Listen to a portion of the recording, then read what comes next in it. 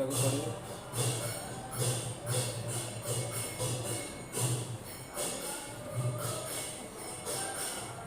ତ ମାସ ପ୍ରାୟ 3 ମାସକୁ ଥରେ ଗାଁ ଯିବାକୁ ପଡ଼େ। କାମ ଅଛି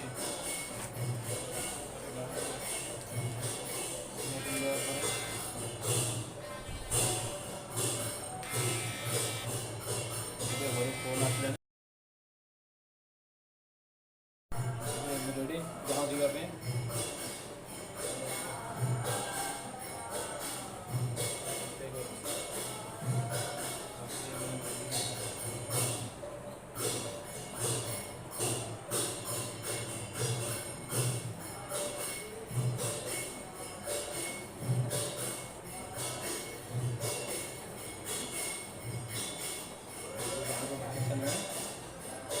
ପହଞ୍ଚିଲେ କଥା ହେବା, କାହିଁକିନା ଗାଡ଼ି ଯାଇକି କିଣିବାକୁ ପଡ଼ିବ। ଏବେ ମୁଁ ଘରେ ପହଞ୍ଚିଛି। ଦେଖନ୍ତୁ ଘର ବର୍ଷା ହେଇକି ସବୁ କାଦୁଅ ହୋଇଯାଇଛି ଘର ଦ୍ୱାରା। ମୋ ବୋଉ ଏଠି ଖାଉଛି। ମୋ ବୋଉ ମୋ ଉପରେ ରାଗିଛି ବୋଧେ। ଭୋଗ ଆଣିନି, ଭୋଗ ଏତେ ପସନ୍ଦ ନଥିଲା, ଭୋଗ ଆଣିନି। ଆଉ ଇଏ ହେଉଛି ଆମ ରାନୀ। ଘର ଟିକେ ଅନ୍ଧାର ହେଇଛି ତ କିଛି ଦେଖାଯାଉନି। ରାନୀ ଆମର ଖାଉଛି। ମୋର ଟିକେ ଆସିବା ଲେଟ୍ ହେଇଗଲା।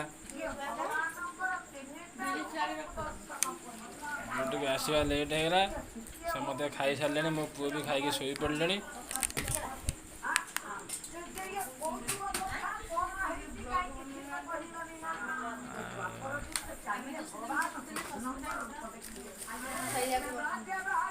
ଜଳଖିଆ ଖା। ମୋ ବୋଉ ବସି ପାଲା ଦେଖୁଛି। ଏଇଟା ଆମ ଘର।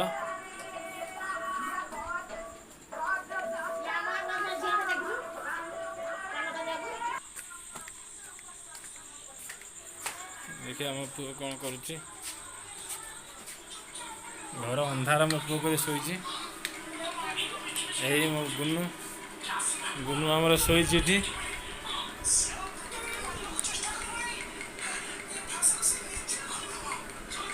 ଉଠି ପଡ଼ିଲା। ତା ପାଇଁ ଖେଳନା ଗୋଟେ ଆସିଛି, ବନ୍ଧୁକ। ସେ କହିଲା ମାମା ପାଇଁ ବନ୍ଧୁକ ଆଣିକି ଆସିବ, ମୁଁ ଖେଳିବି। ଗୁନୁ ଟିକେ ହାଇ କହିଦେଲି, ଟିକେ ହାଇ କହିଦେ।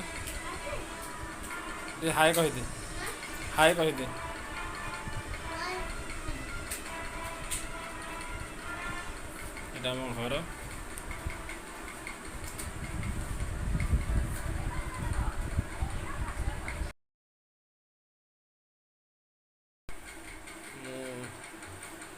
ଆଜି ବହୁତ ଲେଟ୍ ଆସି ପହଞ୍ଚିଛି।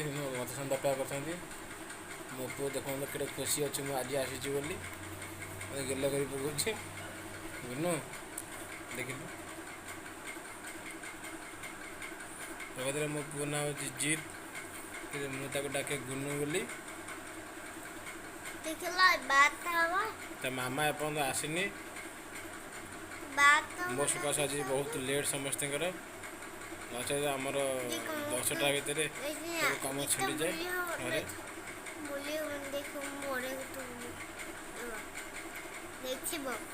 ମୋ ପୁଅ କ'ଣ ଦେଖନ୍ତୁ କ'ଣ କହୁଛି। ଏପର୍ଯ୍ୟନ୍ତ ଶୋଇନି ମୋ ପୁଅ।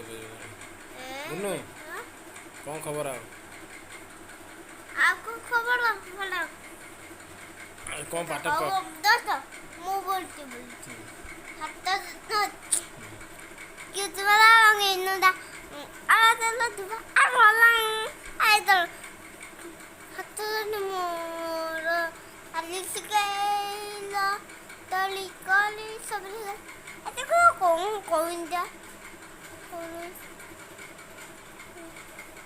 ତା ମାମା ଆସିଲେଣି, ଏପର୍ଯ୍ୟନ୍ତ ଲାଇଟ୍ ଲିଭେଇକି ଆସିନାହାନ୍ତି।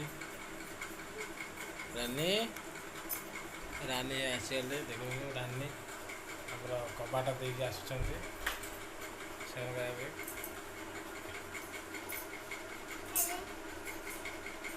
ରାନୀ ବି ବହୁତ ଖୁସି ମୁଁ ଆସିଛି ବୋଲି।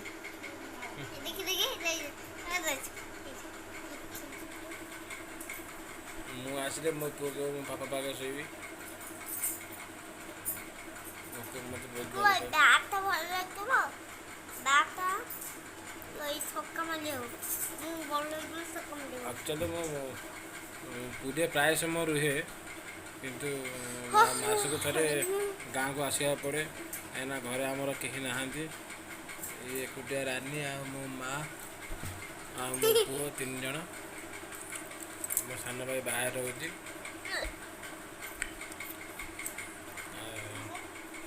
ତେଣୁ ମୋତେ ଆସିକି ସବୁ କାମ ବୁଝିବାକୁ ପଡ଼େ। ଗାଁରେ ବି ଆମର ଠାକୁରଙ୍କ ସେବା ରହୁଛି 2 ଦିନ, ସେଥିପାଇଁ ମୁଁ ଆସେ। ଏବେ ଆମେ ଶୋଇବୁ, ଆସୁନାହାନ୍ତି କାଲି ସକାଳ କଥା। କୋରୋନା ହବ ସେମିତି କୋରୋନା